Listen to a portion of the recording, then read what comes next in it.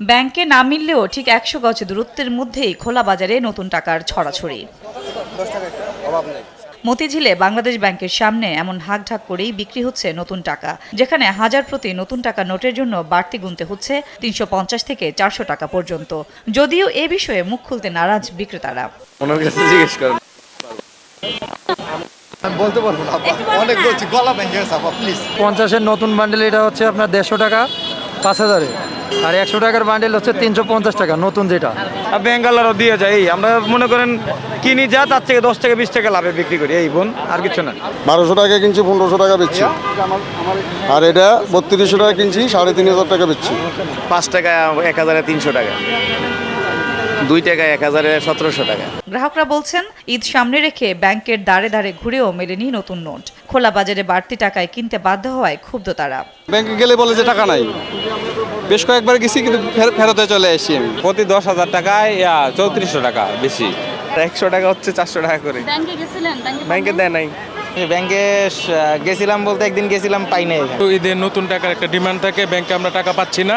আমার বাচ্চা বলছে ঈদের নতুন টাকা দেওয়ার জন্য, এই জন্য নিতে আসছে। এই ব্যাংকে থেকে নিলে তো ওই টাকাটা দিতে হতো, এটা তো আমাদের এক্সট্রা দিতে হইতেছে, এটা তো আসলে ঠিক না। খোলা বাজারে বেশি দামে নতুন নোট বিক্রি বন্ধে বাংলাদেশ ব্যাংকের পদক্ষেপ নেওয়া প্রয়োজন বলছেন এই ব্যাংকার। 100 টাকাও করে 5% বা 200 টাকা ম্যাক্সিমাম এটা চার্জ করতেছে রাস্তাতে যেগুলি সেল হয়, বাট এইগুলি বন্ধ করা উচিত।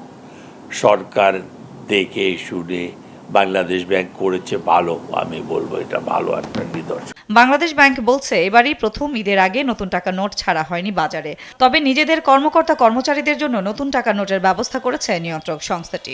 ব্যাংকগুলোতে প্রতিদিনই নতুন নোট দেওয়া হচ্ছে, গ্রাহকরা, ওই সকল ব্যাংকের গ্রাহকরা ওই ব্যাংক থেকেই নোট সংগ্রহ করতে পারে। আমাদের বেতন এবং বোনাস মিলে যা আসে সর্বোচ্চ ওই পরিমাণ টাকা যাতে আমরা নতুন টাকায় নিতে পারি, সেই সুযোগ। যে দুষ্ট চক্র এটাকে পণ্যে রূপান্তর করে ব্যবসা বাণিজ্য করছে, যেহেতু আউট অফ দ্য ক্যাম্পাস, আমাদের কোনো কর্মীর উপর আমাদের তো নিয়ন্ত্রণ নেই। এই কর্মকাণ্ড যারা করছে, সেটা আমাদের ব্যাংকের এমপ্লয়ি হোক বা সাধারণ মানুষ হোক, অন্য ব্যাংকের এমপ্লয়ি হোক, তাদের ব্যাপারে আইনশৃঙ্খলা বাহিনী যাতে কঠোর হয় সেই অনুরোধ আমরা করব। খোলা বাজারে নতুন নোট বিক্রির সঙ্গে ব্যাংকের কোনো ব্যক্তি জড়িত থাকলে তাদের বিরুদ্ধে ব্যবস্থা নিতে আইনশৃঙ্খলা বাহিনীকে নির্দেশ দিয়েছে কেন্দ্রীয় ব্যাংক। সাদিয়া লাবনী, দেশ টিভি, ঢাকা।